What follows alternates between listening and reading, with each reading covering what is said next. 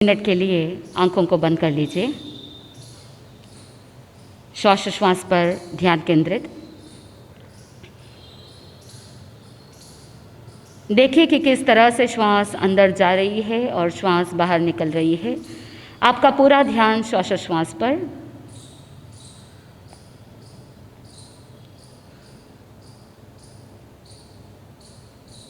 चिंतन की गहराई में आप प्रवेश कर रहे हैं। प्रभु महावीर स्वामी आपके समक्ष विराजमान ऐसा विजुलाइज कीजिए, अनुभव कीजिए। देखिए प्रभु महावीर स्वामी के चेहरे की वो चमक, प्रभु महावीर स्वामी के मुख से बहती हुई करुणा की धारा। अपने आप को प्रभु के समक्ष महसूस कीजिए। जैसे जैसे आप प्रभु महावीर स्वामी की भक्ति की ओर अग्रसर होते जाएंगे, मन में आस्था, श्रद्धा, भक्ति भावना बढ़ती जाएगी। कैसा वो सौम्य चेहरा,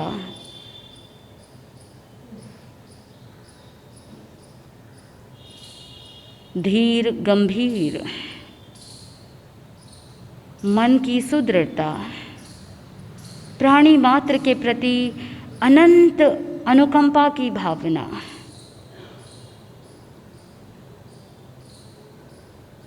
जब आप प्रभु के गुणों के बारे में सोचते हैं, मन करता है मैं भी ऐसे ही अपने जीवन में दया, भक्ति, भाव, करुणा का मन में भाव रखूं।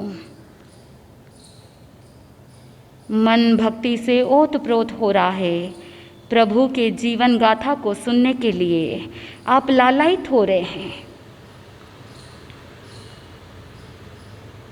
अपने अवचेतन मन से कहिए, मैं शारीरिक, मानसिक, आध्यात्मिक दृष्टि से प्रभु की जीवन गाथा को सुनने के लिए संपूर्ण रूप से तैयार हूँ। धीरे धीरे अपने आंखों को खोलिए। राग द्वेष के विजेता, मोक्ष मार्ग के प्रतिपादक, चरम तीर्थंकर श्रमण भगवान महावीर स्वामी के चरणों में कोटि कोटि वंदन करते हुए एक भवावतारी, चर्चा चक्रवर्ती, भीष्म प्रतिज्ञाधारी, अखंड बाल ब्रह्मचारी, आचार्य सम्राट पूज्य श्री जयमल जी महाराज साहब के चरणों में कोटि कोटि वंदन।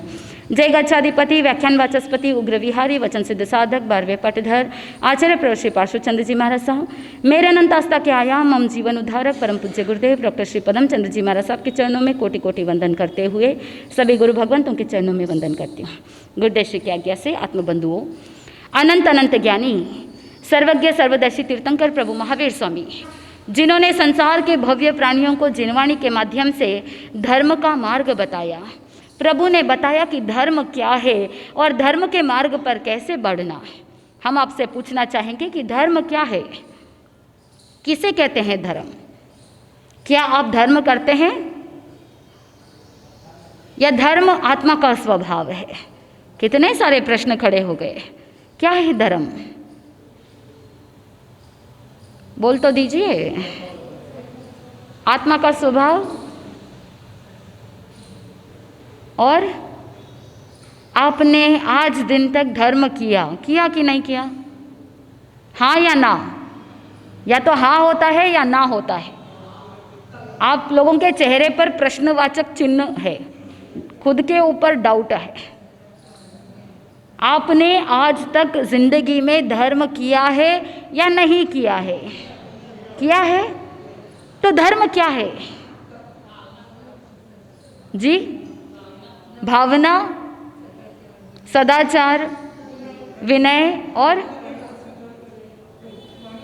प्रभु के वाणी को स्वीकार करें और श्रद्धा रखना। और ज्ञानी जन कहते हैं धर्म का मतलब धार्यते इति धर्म, यानी जो गिरती हुई आत्मा को धारण करे, उसे बचाए, उसे कहते हैं धर्म।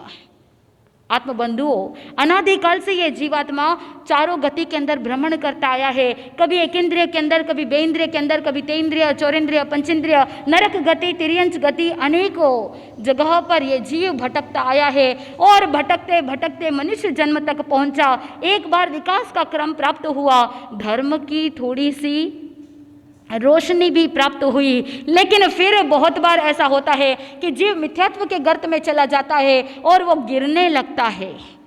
लेकिन जो गिरती हुई आत्मा है उसे कौन धारण करता है? धर्म धारण करता है। और अलग अपेक्षा से अगर चिंतन करें तो भगवान ने बताया वत्थु सहावो धम्मो, यानी वस्तु का जो स्वभाव है वो ही उसका धर्म है। पानी का स्वभाव क्या है? शीतलता प्रदान करना। आपको लगता है कि पानी अगर कहीं भी रहे वो क्या करता है? ठंडक देता है, पानी शीतलता प्रदान करती है।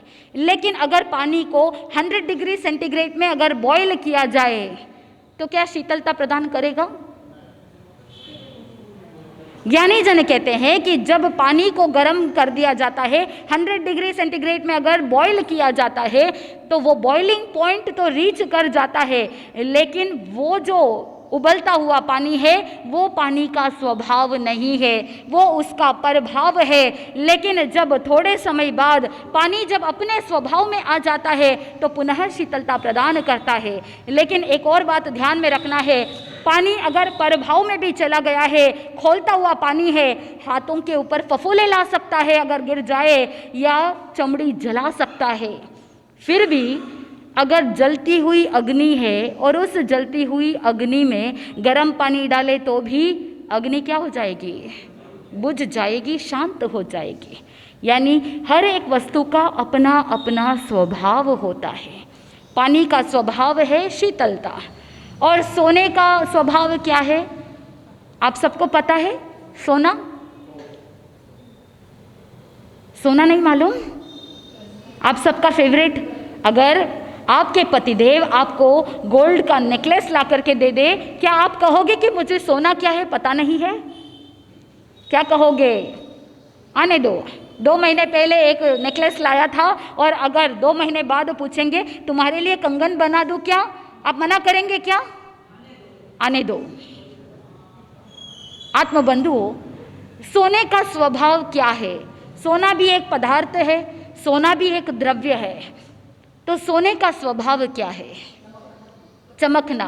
लेकिन किसी ज्ञानी जन ने बहुत अच्छे से कहा है, all that glitters is not gold, जो कुछ भी चमकता है वो सोना नहीं है। फिर सोने का स्वभाव, सोने का गुण चमकना नहीं है। ज्ञानी जन ने कहा सोने का स्वभाव है स्थिर रहना। अगर प्योर गोल्ड, 24 कैरेट गोल्ड को अगर नदी के अंदर डाल दिया जाए, इधर उधर ढूंढने की जरूरत नहीं, जहां डाला वो क्या करेगा? वहीं पर नीचे तल में मिल जाएगा।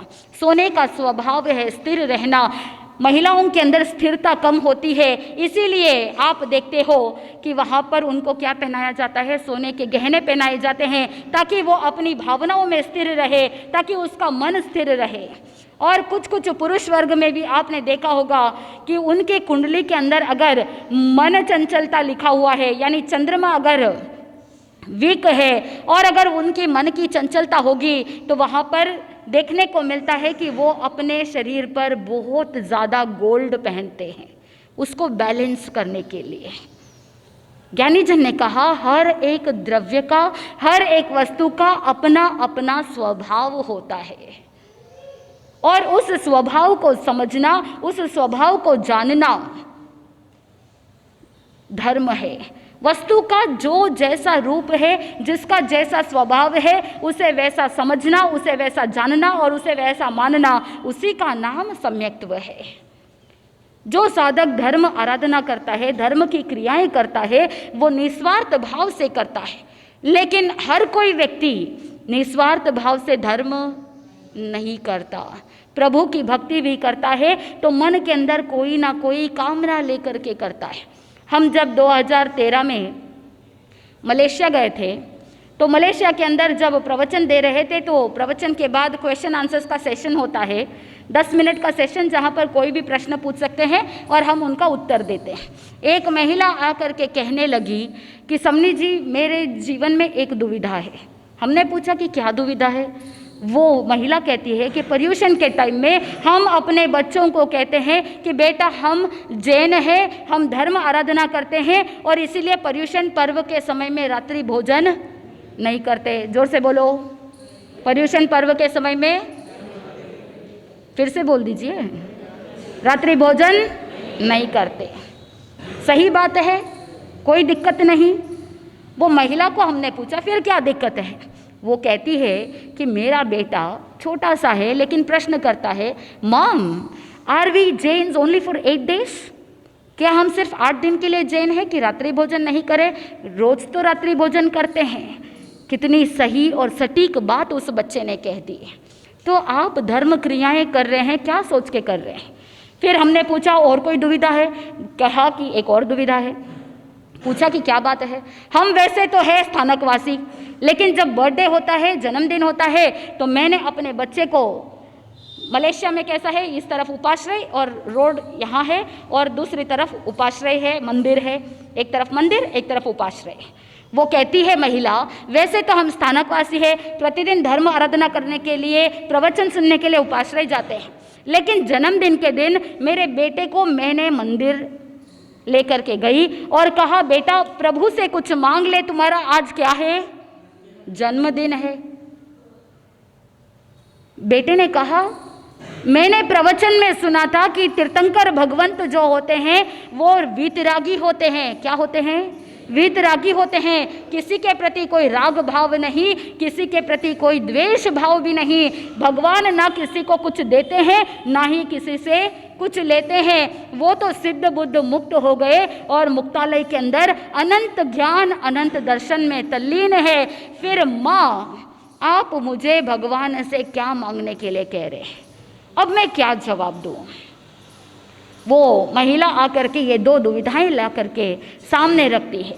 चिंतन करने का विषय है कि आप जो धर्म क्रियाएं करते हैं, आप जो भक्ति करते हैं, उस भक्ति के पीछे, उस साधना के पीछे, आराधना के पीछे आपकी कौन सी कामनाएं जुड़ी हुई है? आपके धर्म आराधना के पीछे कौन सी इच्छाएं जुड़ी हुई है, जिसे सेकेंडरी गेन्स कहते हैं। आज का विज्ञान भी कहता है कि आप मेडिटेशन करते हो, आप कोई भी कार्य करते हो, लेकिन उस कार्य के पीछे आपका कोई मकसद है, आपका कोई स्वार्थ है, कोई सेकेंडरी गेन्स है। मैं सामयिक करूंगी तो मुझे ये मिलेगा। अगर किसी ने कह दिया रोज माला गुनना, नवकार मंत्र का स्मरण करना, और अगर 9 लाख नवकार मंत्र का जप अगर किसी ने जिंदगी में कर लिया तो क्या होने वाला है? नरक का आयुष्य टल सकता है। कितने ही पल्योपम सागरों का आयुष्य टल जाएगा। और इसीलिए आपने क्या कर लिया? नवकार का जाप चालू कर दिया। फिर किसी ने कहा कि अगर प्रतिदिन बड़ी साधु वंदना का निरंतर 6 महीने तक पाठ कर लिया और एक बार बड़ी साधु वंदना का अगर कोई भक्ति भाव से स्वाध्याय करे तो उपवास का फल मिलता है। आप क्या करोगे? उपवास करोगे या बड़ी साधु वंदना पढ़ोगे? चिंतन कीजिए कि आप जो धर्म क्रियाएं कर रहे हैं उसके पीछे आप प्रॉफिट लॉस दोनों देख रहे हैं। और अगर धर्म क्रिया के पीछे प्रॉफिट लॉस देखा जाए तो वो कैसी धर्म क्रिया है?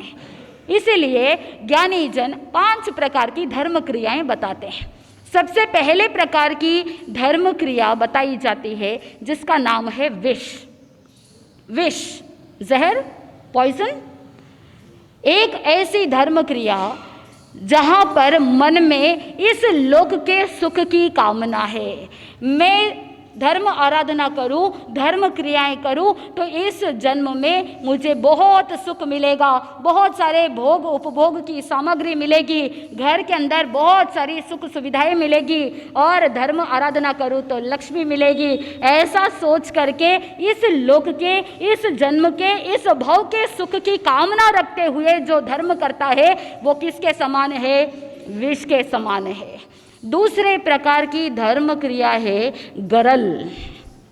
गरल ज्ञानी जन कहते हैं ऐसी धर्म क्रिया जो परलोक के सुख की चाहना लेकर के की जाती है उसे कहा गरल।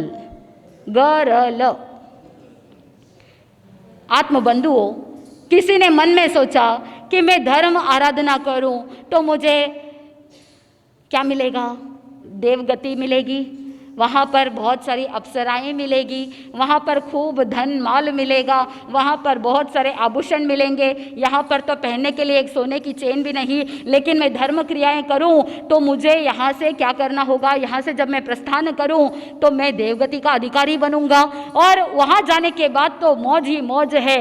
ये सोच करके जो धर्म क्रियाएं करता है वो दूसरे प्रकार की धर्म क्रियाएं हैं जिसे कहते हैं गरल। तीसरे प्रकार की धर्म क्रियाएं है अननुष्ठान। अनुष्ठान नहीं, अननुष्ठान, जिसका मतलब होता है देखा देखी करना। उसने अठम तप किया तो मैंने भी कर लिया, उसने जाप किया मैंने भी कर लिया, उसने अठाई की तो मैंने भी कर ली।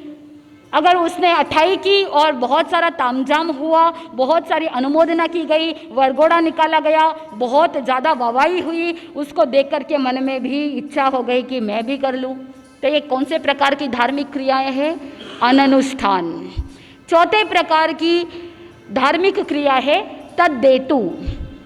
तद्देतु का मतलब होता है कि जहाँ पर साधक व्यक्ति धार्मिक क्रियाएं करता है लेकिन धार्मिक क्रियाओं को समझता है कि जाप करना चाहिए, सामायिक करनी चाहिए, तपस्या करनी चाहिए, तपस्या करना अच्छा है, धर्म करना अच्छा है, सब कुछ समझता है, जानता है, लेकिन करते समय मन में वीर्य उल्लास नहीं रहता है।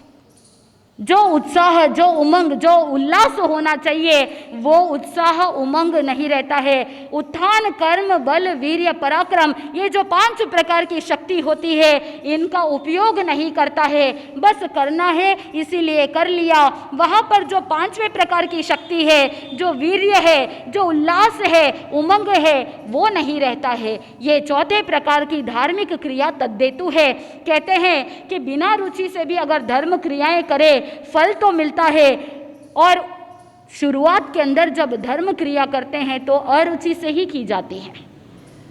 बचपन में घर में यही कहा, तू जाएगा तो तुम्हें अच्छा गिफ्ट मिलेगा। बचपन में हर एक व्यक्ति को पहले ऐसे ही धकेला जाता है। वो बच्चा धर्म सीखता है, धर्म करता है अरुचि से, यानी चौथे प्रकार की धार्मिक क्रिया तद्देतु। लेकिन जैसे जैसे धर्म क्रिया करता है पुण्य बढ़ता है और वो 5वें प्रकार की धार्मिक क्रिया की ओर पहुंच जाता है जिसका नाम है अमृत। अमृत का मतलब होता है अ प्लस मृत, यानी जो कभी मरता नहीं। ऐसी धार्मिक क्रिया जो साधक को अमर बना दे, ऐसी धार्मिक क्रिया जो साधक को मृत्यु के दुख से मुक्त कर दे, ऐसी धार्मिक क्रिया अमृत कहलाती है। जहाँ पर व्यक्ति नौ तत्व के ज्ञान को भी समझता है, जीव अजीव के भेद को भी जानता है, और साथ में सुदेव, सुगुरु, सुधर्म की पहचान रखते हुए दृढ़ श्रद्धा के साथ, वीर्य उल्लास के साथ धर्म आराधना करता है।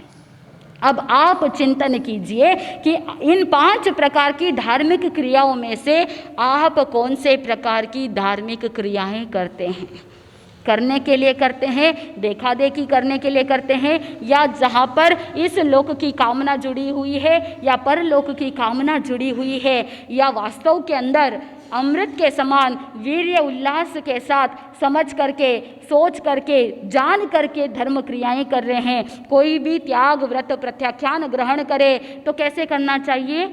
ज्ञानी जन कहते हैं एक पचकान ऐसे होते हैं जो सुपचकान कहलाते हैं, जहाँ पर जो पचकान लेने वाला व्यक्ति होता है उसे भी पता है कि वो क्या ले रहा है, और जो देने वाले हैं उनको भी पता होता है कि वो क्या पचकान दिला रहे हैं, कब तक है, कैसा पचकान है, किस प्रकार के आगार है, और इस पचकान के अंदर जो जो चीज़ें ध्यान में रखनी चाहिए, द्रव्य, क्षेत्र, काल, भाव, उन सब की जानकारी देने वाले को भी पता है और लेने वाले को भी पता है। तो वो भगवान महावीर स्वामी ने कहा कि वो पचकान सुपचकान कहलाते हैं। लेकिन ऐसे पचकान जिसमें लेने वाले को पता नहीं कि वो क्या ले रहा है, या देने वाले को पता नहीं कि वो क्या दे रहे हैं, या दोनों हो सकते हैं। तो अगर वहाँ पर सूझबूझ नहीं है, समझ नहीं है, क्या ले रहे हैं, क्या त्याग कर रहे हैं, तो फिर वो पचकाण भगवान महावीर स्वामी ने कहा कि वो दुपचकाण कहला जाते हैं। और अगर आत्मा का कल्याण करना है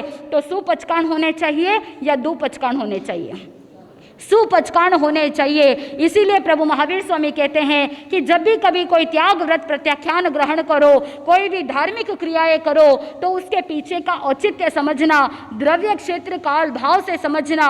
जब भी कोई प्रत्याख्यान ग्रहण करो तो मन में ये चिंतन होना चाहिए, 6 प्रश्नों का उत्तर आपको पता होना चाहिए कि ये पचकाण क्यों ले रहे हैं, वाई, ये पचकाण कब ले रहे हैं, व्हेन, और ये पचकाण कब तक ले रहे हैं, ड्यूरेशन क्या है, 1 साल के लिए ले रहे हैं, 6 महीने के लिए ले रहे हैं, 3 महीने के लिए ले रहे हैं, कितने समय के लिए ले रहे हैं, क्या ले रहे हैं, कब ले रहे हैं, कैसे ले रहे हैं। इसके पीछे पचकाण के अंदर कोई आगार रखना है या संपूर्ण रूप से बाधा है, या द्रव्य क्षेत्र काल भाव, इन सभी के बारे में जानना चाहिए और जानने के बाद प्रत्याख्यान ग्रहण करना।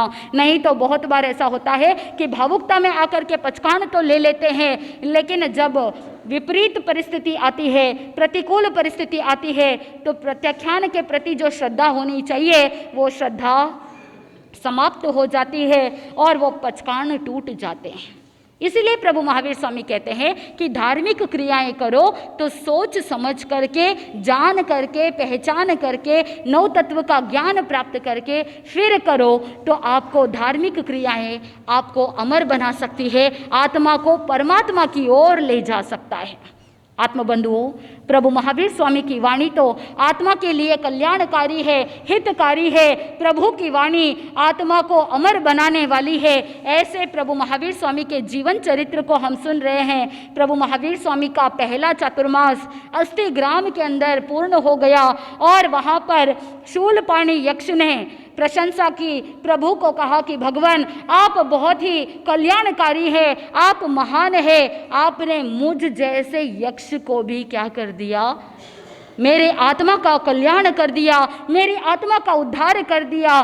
बिना कुछ कहे, बिना कोई उपदेश दिए आपने मेरी आत्मा को परिवर्तित कर दिया। भगवान आपकी छवि बहुत ही प्रभावशाली है। मात्र आपके दर्शन से, मात्र आपकी उपस्थिति से मेरी आत्मा का उद्धार हो गया। आत्मबंधुओं, चिंतन कीजिए कि प्रभु महावीर स्वामी का आभा मंडल कैसा रहा होगा, प्रभु महावीर स्वामी की वो छवि कैसी रही होगी, प्रभु महावीर स्वामी की वो एनर्जी, वो ऊर्जा कैसी रही होगी कि उनकी मात्र उपस्थिति से ही कितने ही जीवों का कल्याण हो गया। और अभी इस वर्तमान काल में कितने ही प्रवचन सुन लिए, कितनी बार गुरु भगवंतों के दर्शन कर लिए, लेकिन जो परिवर्तन आना चाहिए था, जो बदलाव आना चाहिए था, अभी तक वो बदलाव नहीं आया। कारण कि भीतर से पात्रता जगानी होगी, भीतर से सरलता जगानी होगी, भीतर से सहजता जगानी होगी और एक्सेप्टेंस की भावना को भी जगानी होगी, स्वीकार भाव को जागृत करना होगा, तर्क से मुक्त होना पड़ेगा। और जब तक तर्क दूर नहीं होता तब तक भीतर से श्रद्धा जागृत नहीं हो पाती है। प्रभु महावीर स्वामी ने चिंतन किया, अब चातुर्मास पूर्ण हो गया है। प्रभु महावीर स्वामी विहार के लिए आगे बढ़े और अस्थि ग्राम से विहार करते हुए मोराक ग्राम पहुँचे। आत्मबंधुओं, प्रभु महावीर स्वामी जैसे ही मोराक ग्राम पहुँचे, वहाँ पर मोराक ग्राम के बाहर उद्यान के अंदर ध्यानस्थ खड़े हो गए, प्रतिमा को धारण करके ध्यान के अंदर तल्लीन हो गए। आप सबको पता है कि प्रभु महावीर स्वामी की सेवा में शक्रेंद्र महाराज ने सिद्धार्थ नाम के व्यंतर देव को नियुक्त किया था और उधर उसी मोराक ग्राम में अच्छंदक नाम का एक पाखंडी रहता था। आत्मबंधुओं, अलग अलग प्रकार से वो अच्छंदक पाखंडी अलग अलग तरीके से बातें करके उनकी बातों से लोगों को उलझा देता और लोग निर्णय नहीं कर पाते और इसीलिए उसको सर्वज्ञ सर्वदर्शी मान लेते और उसी से उसकी आजीविका चलती। आत्मबंधुओं, इसके पाखंड को देख करके सिद्धार्थ व्यंतर ने सोचा, मुझसे अब ये पाखंड सहन नहीं होता, मुझे तो इस अच्छंदक तापस की पोल खोलनी है। सिद्धार्थ व्यंतर ने तय कर लिया। और इधर प्रभु महावीर स्वामी ध्यानस्थ खड़े थे। सिद्धार्थ व्यंतर ने देखा कि राहगीर चल करके आ रहा है, एक ग्वाला आ रहा है। सिद्धार्थ व्यंतर ने अदृश्य रूप से ही बोल करके उस ग्वाले को रोक दिया। ग्वाले को नहीं पता कि सिद्धार्थ व्यंतर बोल रहा है। उसने सोचा कि ये जो ध्यानस्थ महात्मा खड़े हैं वो बोल रहे हैं। और उस समय वो सिद्धार्थ व्यंतर कहता है, ग्वाले को कहते हैं, रुको तुम यहाँ पर रुको, तुम सुबह सोभीर युक्त तुम कांग खा करके आए थे और जब तुम चल रहे थे गायों को चराने के लिए गए और उस समय तुमने वहाँ पर सांप देखा और वहाँ पर डर गए। रात्रि के समय में तुम बहुत ज़्यादा स्वप्न कुछ देख करके बहुत रोए। ये सारी बात बता दी। ग्वाला सोचता है, मेरी ये सारी पर्सनल बातें जो किसी को नहीं पता, उसे कैसे पता कि मैं आज सोबीर युक्त कांग खाया हूँ और गायों को चराते हुए मैंने खेत के अंदर सांप को देखा और पिछली रात्रि स्वप्न के अंदर मैं बहुत रोया था। ये सारी बातें कैसे पता? और उस समय वो ग्वाला वहाँ से चला जाता है, गांव के अंदर जाकर के सब जगह प्रचार करता है। आप भी क्या करते हैं? बोल तो दीजिए।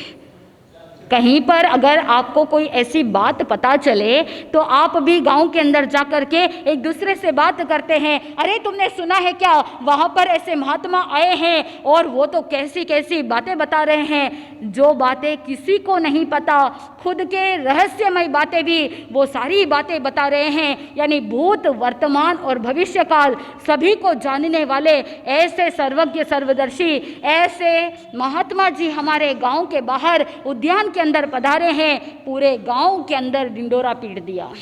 अब गांव के लोग, भीड़ आने लगी, आती रही और ऐसे करते करते सिद्धार्थ व्यंतर ने देखा ये अच्छा मौका है उस अचंदक पाखंडी के पोल को खोलने का।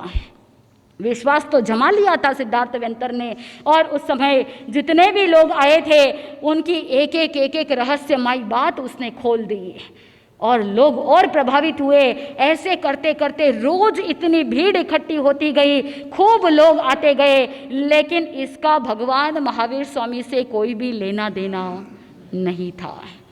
अब किसी एक व्यक्ति ने वहाँ पर कहा, हमारे गांव के अंदर एक अच्छंदक नाम का तापस रहता है, अच्छंदक नाम का पाखंडी रहता है और वो भी ऐसे ही सभी को सबकी अपनी अपनी बातें बताता है। और सिद्धार्थ व्यंतर तो चाहते थे कि यही बात सामने आए और उस व्यक्ति ने ये बात कर दी। और जो यहाँ पर जो भी घटनाएं घट रही थी, किसी एक व्यक्ति ने जाकर के अच्छंदक को भी कह दिया कि आप क्या बातें बताते हो, आपसे ज़्यादा भूत, वर्तमान, भविष्य को बताने वाले हमारे गांव के बाहर उद्यान के अंदर महात्मा जी आए हुए हैं। और किसी की प्रशंसा सुन करके अच्छंदक का ईगो हर्ट हुआ, बहुत गुस्सा आया, क्रोध में आकर के कहा, मुझसे ज़्यादा ज्ञानी और कौन हो सकता है, चलो मैं अभी चलता हूँ और उसे अपने बातों में हरा दूंगा। अब वो अच्छंदक जाता है भगवान महावीर स्वामी के पास और कैसे सिद्धार्थ व्यंतर उसकी पोल खोलते हैं और सिद्धार्थ व्यंतर किस तरह की युक्ति लगाते हैं। और सिद्धार्थ व्यंतर को यानी अच्छंदक के सामने तो भगवान महावीर स्वामी है, उन्होंने सोचा कि भगवान महावीर स्वामी को मैं हरा दूं और भगवान महावीर स्वामी के सामने अच्छंदक एक युक्ति निकालता है। किस तरह की युक्ति निकालता है, कौन सी योजना बनाता है, ये सोच करके कि मैं इन महात्मा जी को हरा दूं और उस युक्ति का समाधान कैसे होता है और सिद्धार्थ व्यंतर कैसे अच्छंदक को हरा देते हैं और अच्छंदक को पद निकाला जाता है, गाँव से बाहर निकालने के लिए तैयार हो जाते हैं गांव के लोग। ये सारा रोचक प्रसंग जैसे जैसे आप सुनेंगे आपको पता चलेगा कि धर्म क्रियाएं जो करते हैं वहां पर निस्वार्थ भाव होना चाहिए, फल की अपेक्षा ना होनी चाहिए और धर्म क्रिया के समय मन में वीर्य उल्लास होना चाहिए, उत्साह होना चाहिए। और जब साधक के भीतर उत्साह, उमंग और एनर्जी रहती है पॉजिटिव, तो उसकी धार्मिक क्रियाएं जो निस्वार्थ रहे, इस लोक परलोक की कामना नहीं और मन में निस्वार्थ भाव है, कर्म की निर्जरा का कारण है और मोक्ष की मंजिल को प्राप्त करने की अभिलाषा है, तो शीघ्रातिशीघ्र यह जीव मोक्ष को प्राप्त कर सकता है, अनंत शाश्वत सुखों को प्राप्त कर सकता है, परम आनंद की प्राप्ति कर सकता है। इन्हीं मंगल भावनाओं के साथ आनंद ही आनंद बोले श्री जैन धर्म की।